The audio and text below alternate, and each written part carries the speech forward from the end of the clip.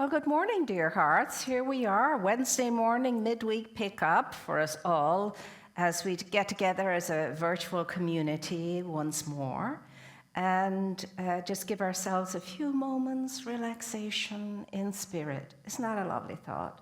Relaxation in spirit. How beautiful is that? You know, I was reminded of, as I was doing some spiritual reading this morning,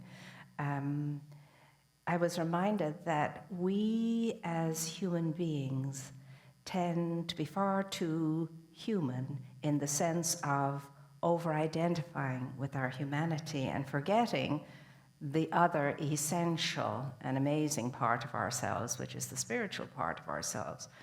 And the writer was equating that with us being like a little bird in a cage all of its life, most of its life.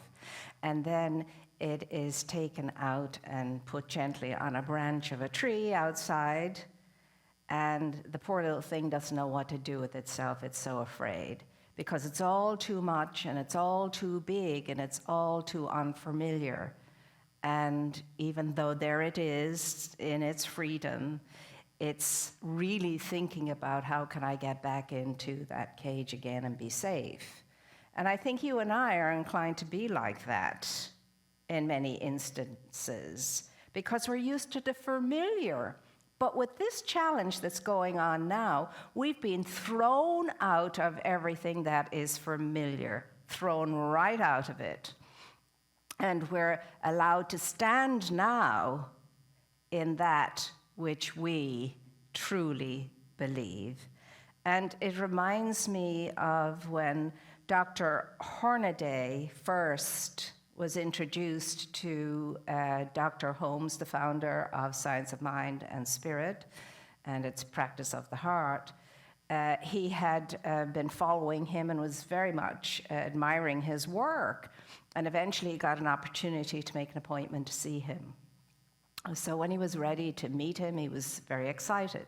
So he was ushered into the living room where Dr. Holmes was, and he was struck first and foremost by his smallness of stature for a man with such a big message and such a big presence.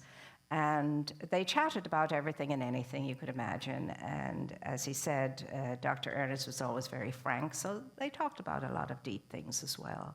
But toward the end of the conversation, Dr. Holmes looks at Dr. Hornaday and says, well, now, Bill, what I'm truly interested in are the results of your beliefs, the results of what you believe in. Where is that taking you in your life? And Dr. Bill had to pause for a moment. He says, well, you know what? I'm actually not quite sure. And Dr. Ernest Holmes just smiles and says, well, there's something in you that is absolutely sure. Why don't we find it together? And I thought, how awesome must have that moment been for Dr. Bill Hornaday, who became one of his dearest and closest friends throughout his life. And so this is what this challenge is giving you and me at the moment, this opportunity to know something bigger and deeper together, to know this together.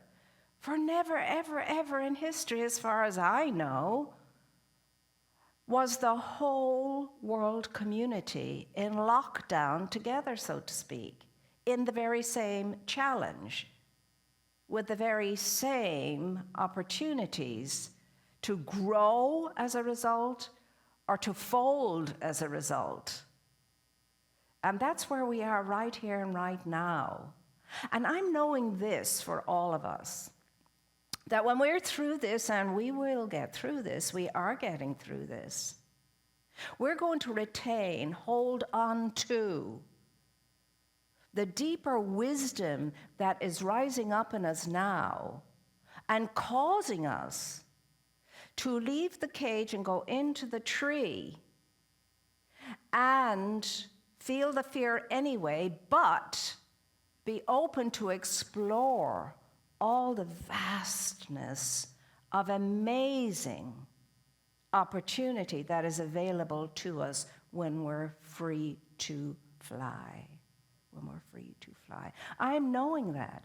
I'm knowing enough of us will, during this time, study into our value system, lean into it, dip into it, go into it, and see where we stand. It's so important, and what our value system is doing for us and taking us in, where it's taking us in our lives. Where are our values taking us? I picked up another book this morning by Walter Russell that was written about 30 years ago called The Quest for the Grail. And he makes a statement in there that's very sobering. He says, really, we haven't come very far at all as intelligent beings on planet Earth. He said, we're still too caught up in great greed and not enough knowledge. Well, that is for all of us to ascertain and decide with regard to our own personal lives, whether it's true or not. Whether we are caught up in greed or whether we have too little knowledge, and knowledge is not as interesting as greed, whatever that is. I mean, these are huge questions. This is big. We are being challenged to be big at the moment, and courageous and fearless when it comes to delving deep into ourselves and focusing on what our values are and where they have brought us to this moment. What those values are. It's huge, my dear ones. This is no accident. There are no accidents in the universe. None whatsoever. And you know the way life works. You've experienced it in your own life. You either get on board, go along with the unfolding and the evolution of your own self along the line of what is good and whole and wholesome or not. And life will let us, move along whatever way we're deciding to do that for a certain length of time. But if we're not getting it, if we're not evolving, if we're not waking up, if we're staying asleep, then we get a hard nudge. And when we don't respond to that, we're slapped up the side of the head, kicked up the rumpus, and find ourselves with our faces in the ground. And then, just then, maybe we might get it. I don't know about you, but I'm tired of the kicking up the rumpus bit. It just would be so nice if we could just respond to the gentle nudge when it comes in the beginning. And we have an opportunity now to evolve like we've never evolved before in a great spurt, to catch up, so to speak, to catch up. And I believe that's what we're doing. I believe that is what we are doing. I witness it. I see it all over the place. I really, really do. I'm seeing the goodness flowing through people and demonstrating itself in quite the contrary to greed, but people going out of their way to help people however they can. This is what I'm witnessing and what I'm seeing, and it is so, so uplifting. It is so encouraging.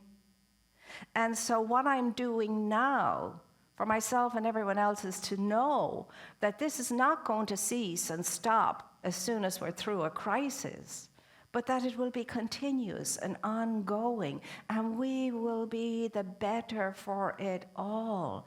And we will be able to, in time, look around and say, see the blessings, see the good that came out of this crisis.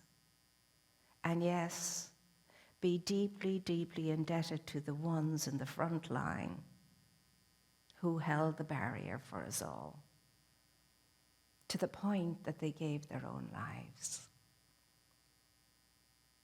Now, what is more encouraging than that, uplifting than that.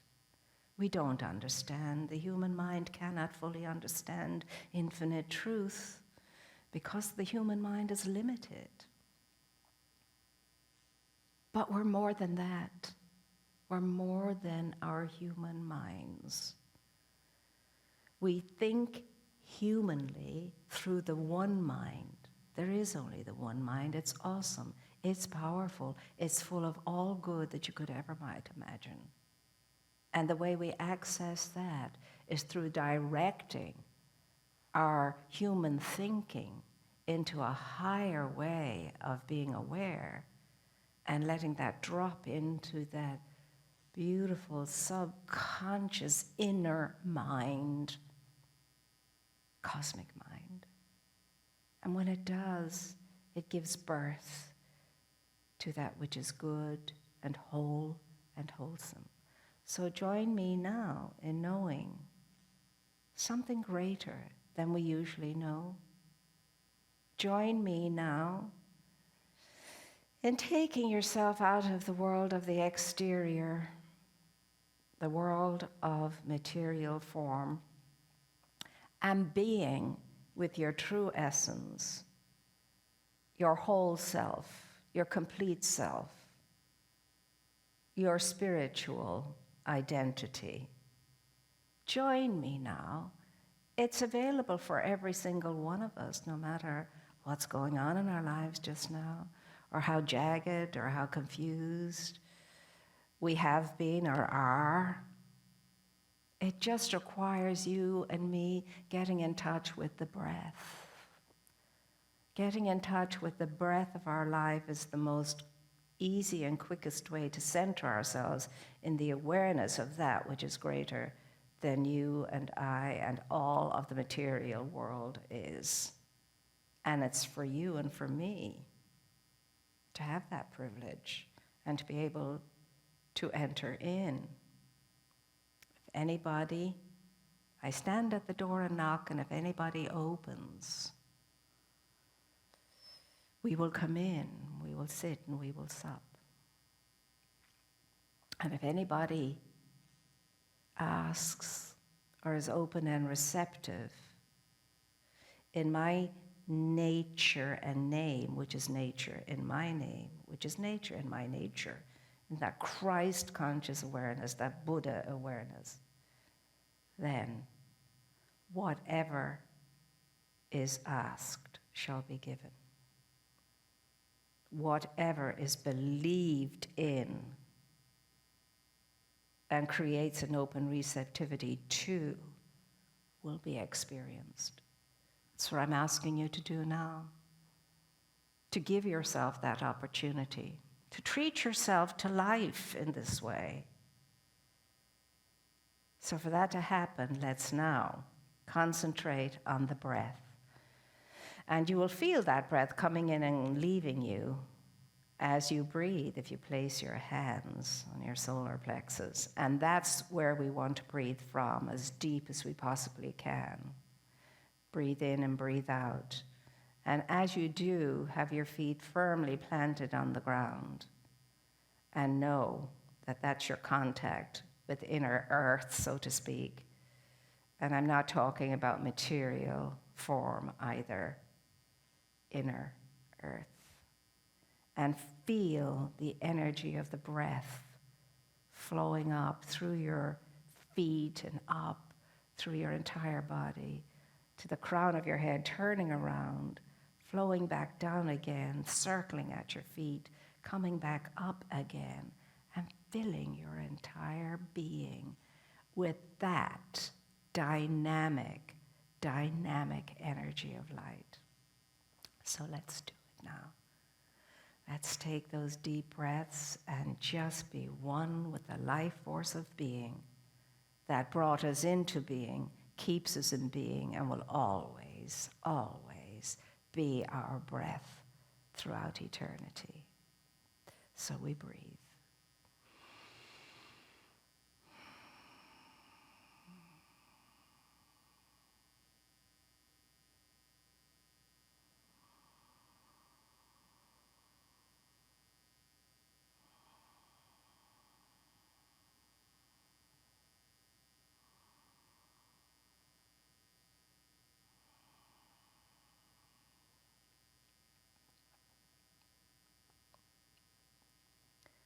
With every breath,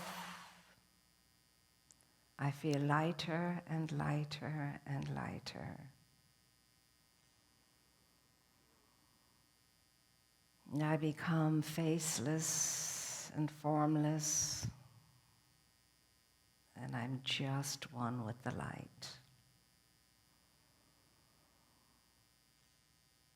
I'm simply a breath in the oceanic, cosmic breath of life. One with its rhythm, one with its beat, one with its movement.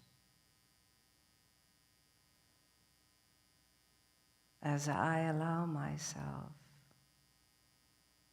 to breathe as the cosmic breath, since I am one with it, I breathe as cosmic breath, cosmic life, cosmic light. And that breath and that light touches everything and nothing.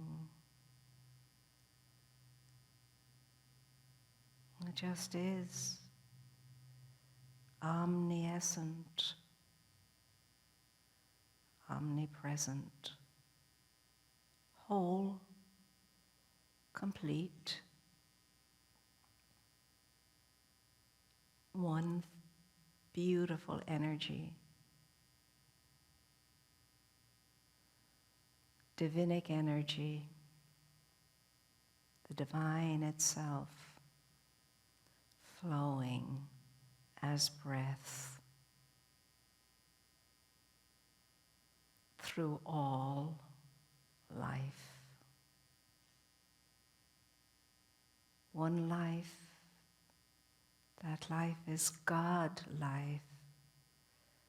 That life is whole, complete, and that life is my life now. One with the breath of the breath,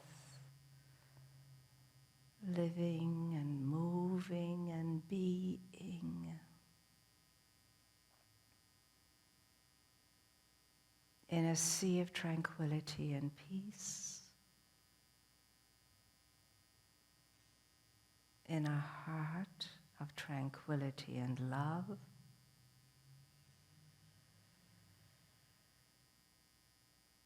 in a mind integrated and wise.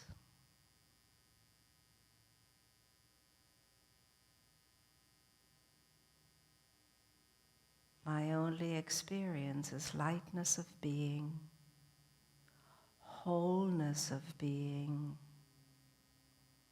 fullness of being, complete, at one,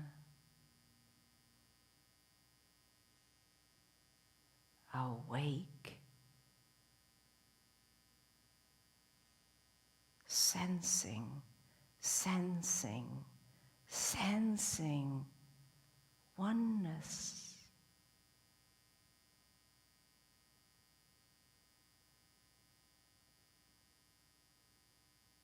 Within this breath that I am, all of life teeming as one flow, one breath. And all that I am knows there is only one. I am that one.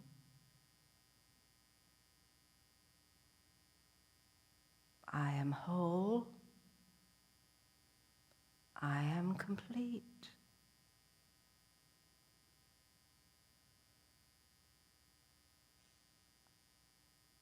I am.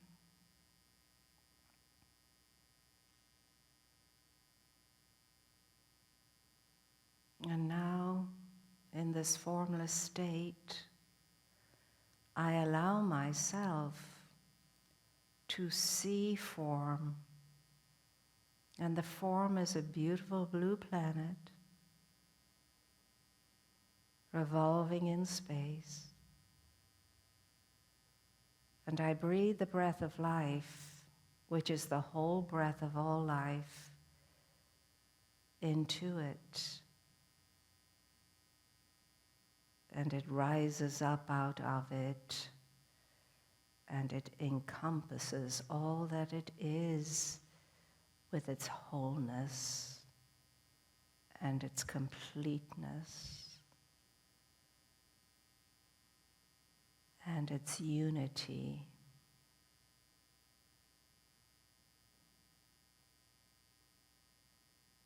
And it is a beautiful, beautiful orb now of light, integration, unification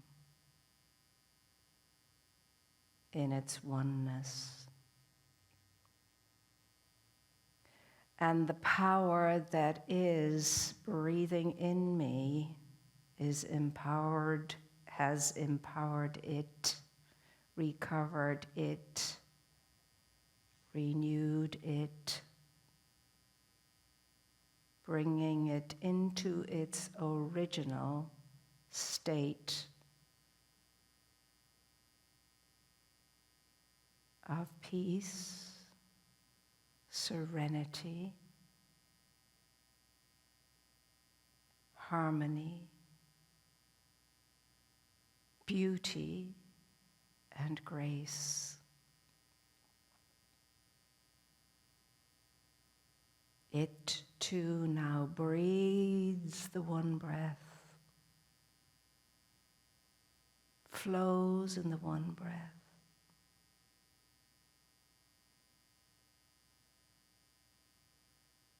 Renewed, recovered,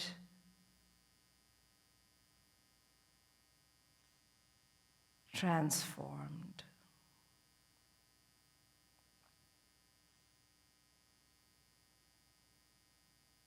All of creation now, one splendid breath,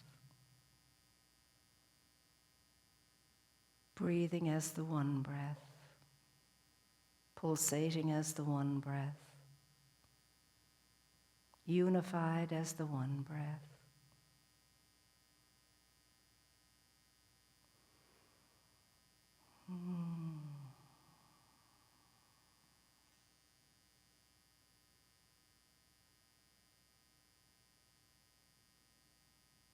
And so, thus it is. I flow in the flow. I'm one with the one.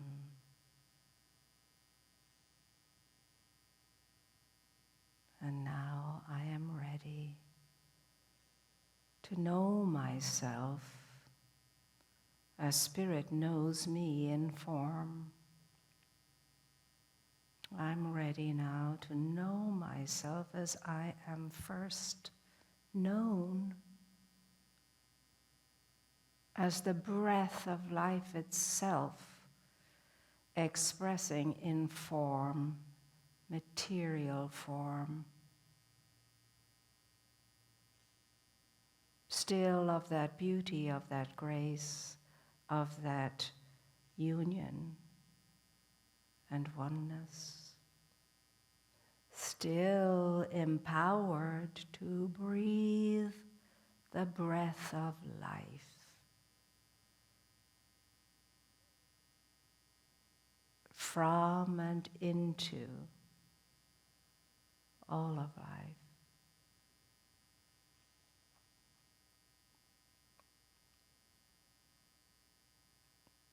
So I become aware of myself now as body. I bless this body temple.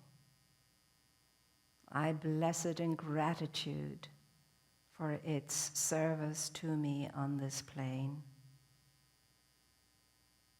I bless it into health and well-being. I bless it as the vim, as the vigor, as the zest of spirit. I bless it for the intelligent, amazing universe in its own right that it is. I'm grateful to its intelligence for knowing how to maintain itself, sustain itself through the power and the presence within it. And I call upon all that is whole and wholesome and of the truth within me to keep me awake enough not to interfere with body's intelligent process by falling asleep, but to support it in every way to be its intelligent self of whole life, whole health, whole wellness.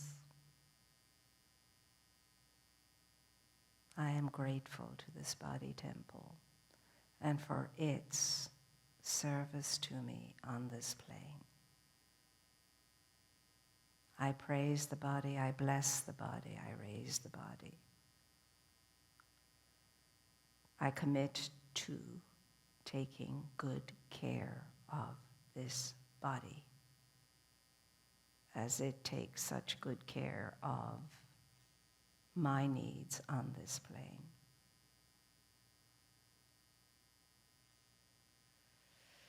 And I bless all of life, every part and particle of it, every atom of it, every cell of it. I bless all of life. In every person, in every place, in everything, in all of creation, I bless life. I salute life.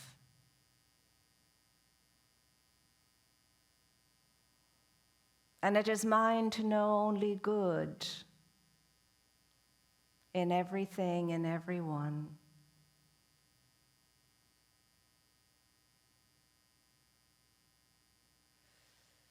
So I open myself up to divine guidance, to the knower within me that knows all that needs to be known,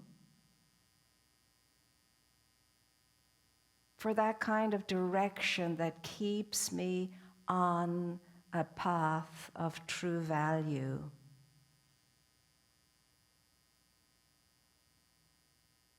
And steers me along its way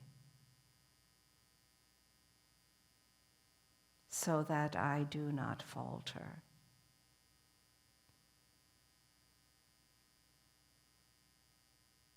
I am grateful for the opportunity and the privilege to serve however I can.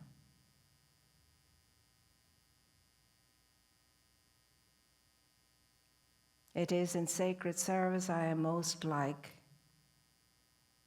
the source of my being, the sustainer of my life, the provider of my good, and the lover of my soul. And always I remember that spirit is the givingness of itself unto life.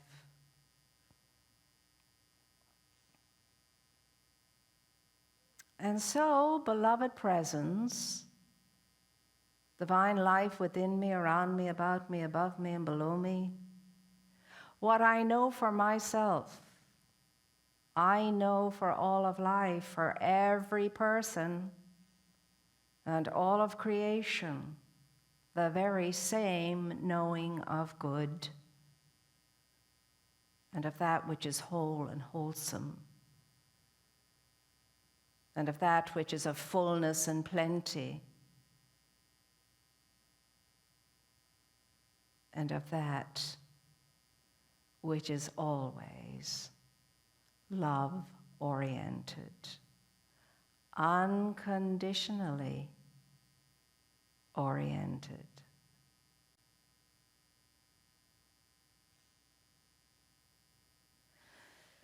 So I relax, I release, and I let go.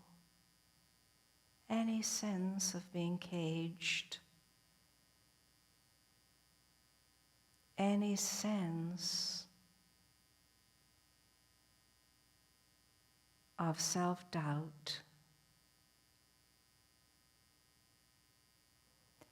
any sense of angst, and then I let God be God by means of me and all its creation. Knowing that in deep, deep gratitude, I have been heard and responded to as I have released what I know to be true into the cosmos and beyond. As the beautiful law of my life moves strongly again into its creative flow through me and through all of life, unencumbered by my doubt.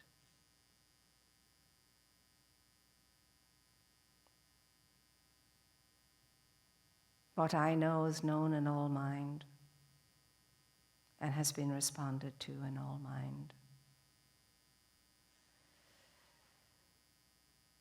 So in gratitude I say, and so it is.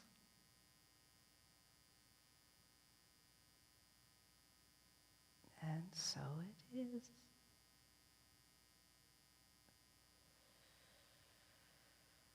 So we're back. We're back with our feet on the ground, on terra firma, on planet Earth. And we have been changed as a result of our encounter with our greater self, with the true essence of our being. And what made the great ones great, and the awakened ones awake, and the enlightened ones enlightened, is a constant check-in and connection with the real essence of our being, with the real, truth of who and what we are. And when we check in, we're pulled up out of that slump of whatever the negative feeling might be, whatever that is. We are never going to have another opportunity like this, I'm knowing, in our lifetimes, where we have the ability to face into ourselves, lean into ourselves, and get beyond the flotsam, jepsen on top of the waters. We look at some waters, and because of all the crud on the top, we say, oh, no, I'm not going near that. But every now and again, a few courageous ones jumps in, and then they get the light underneath. And I shall never forget the first time, the very first time, off the coast of Maui, going down in that little submarine, sitting on the bottom of the ocean, and oh my, who knew? Looking out the windows, the portals at the reef, and all the beautiful movement around it.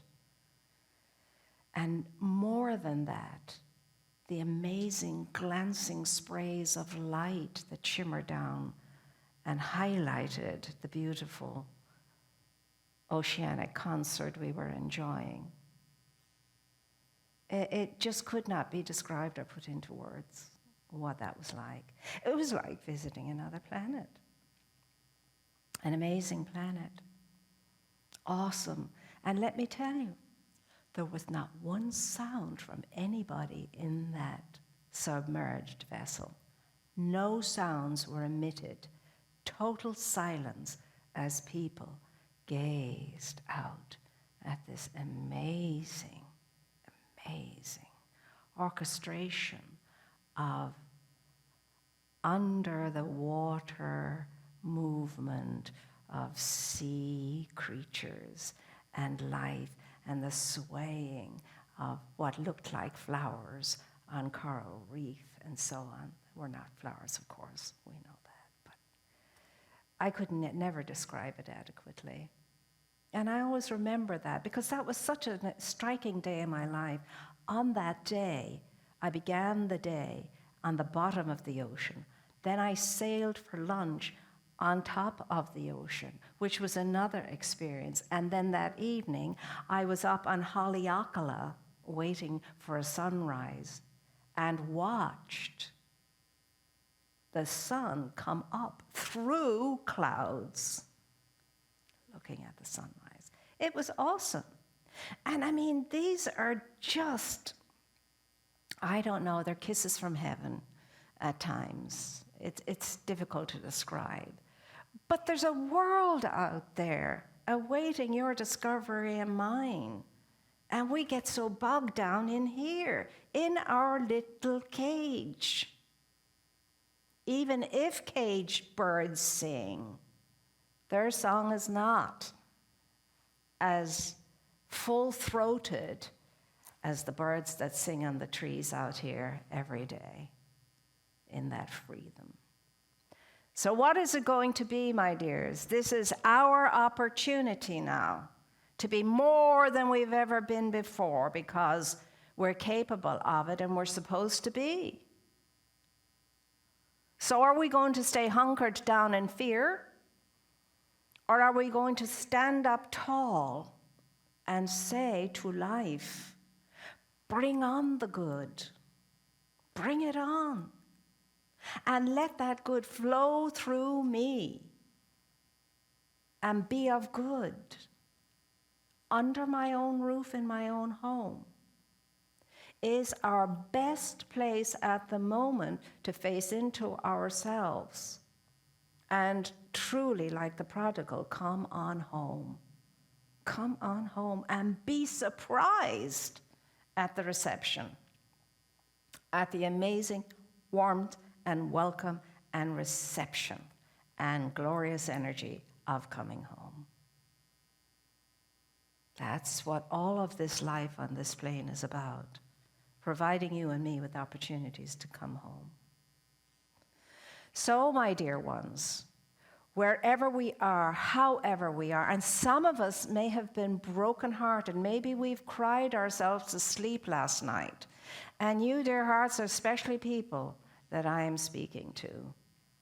Cry the tears, feel the grief, yes, but remember, you always have home to come to. Always there is home to return to. And it doesn't matter how weak or how broken we feel. We can mend, we can fix. We can indeed learn from these experiences. And let's know we won't have to do our learning continuously from such experiences. It's not necessary, and it doesn't have to be, because that which is the divine does not delight in our suffering. Never has, never could, never will. No, because the whole essence, the whole reason for creation is that you may have life and have it in abundance, that your joy may be complete, and that you may know peace that passes understanding. That's the only object. That's the only divine design for you and for me and for all of life. But being creatures of free will, we get to design or co-create, I should say, our lives. So I'll come back to the original question.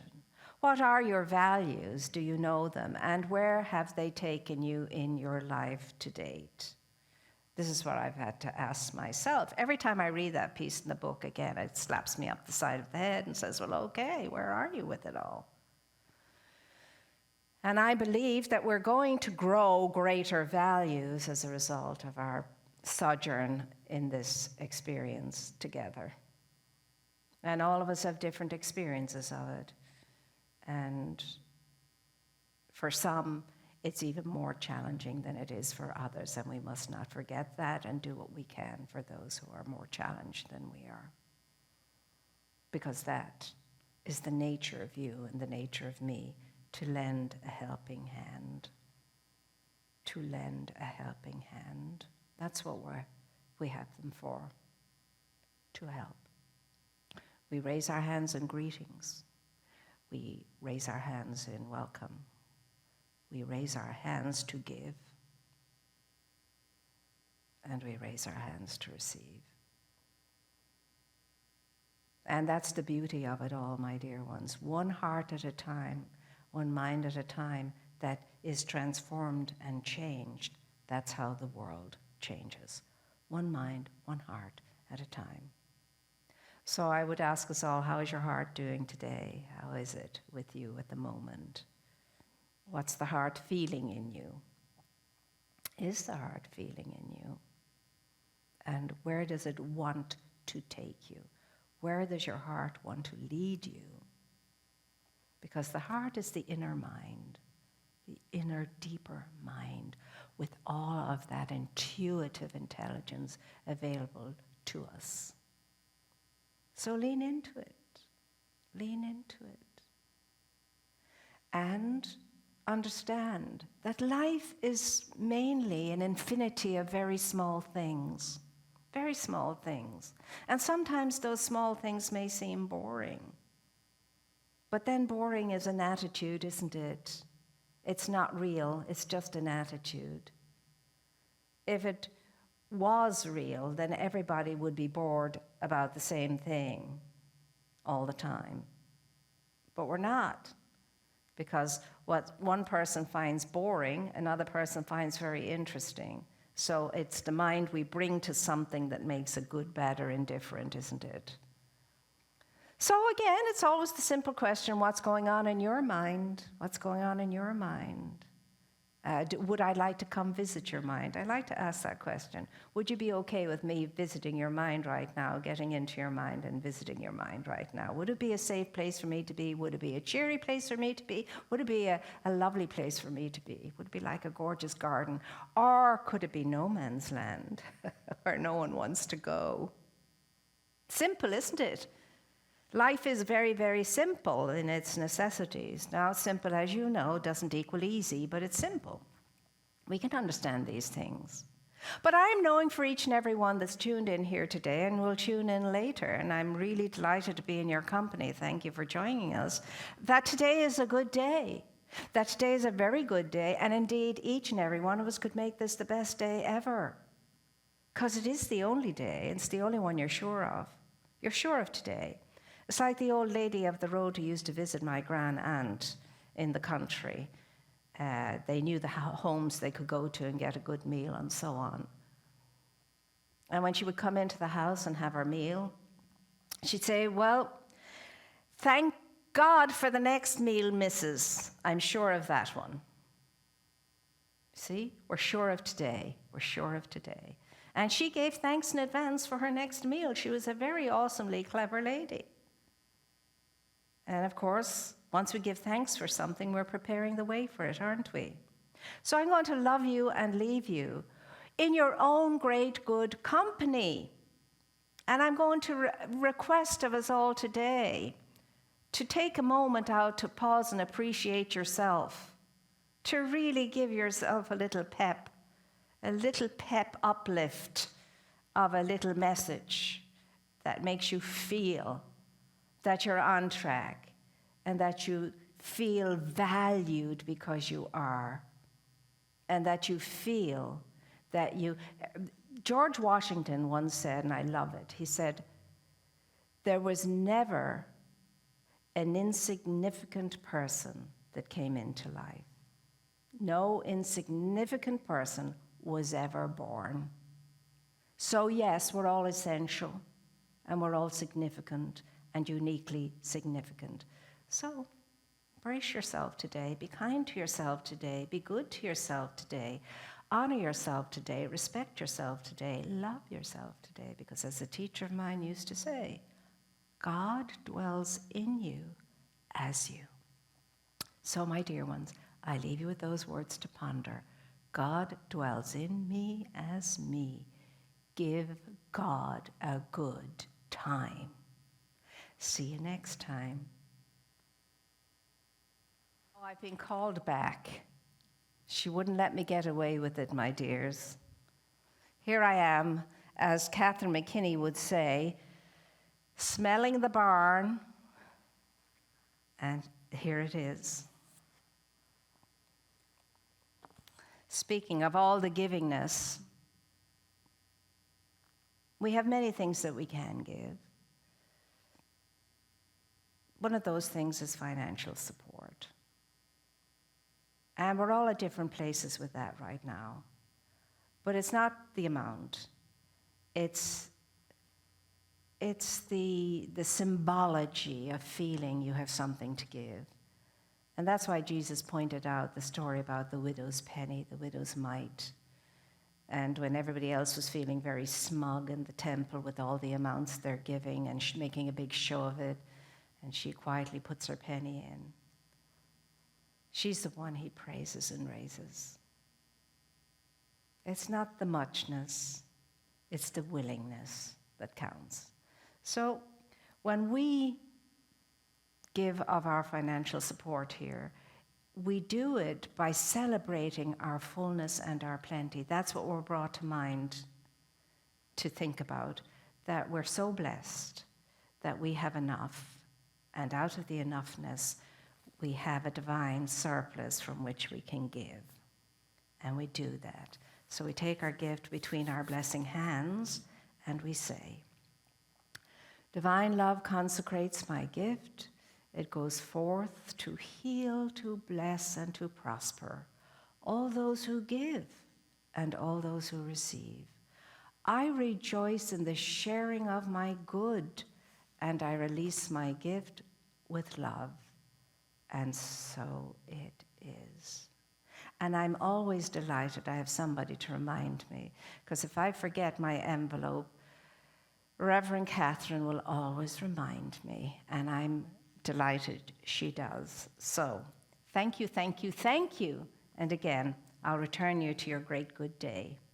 It's been good to be in your company.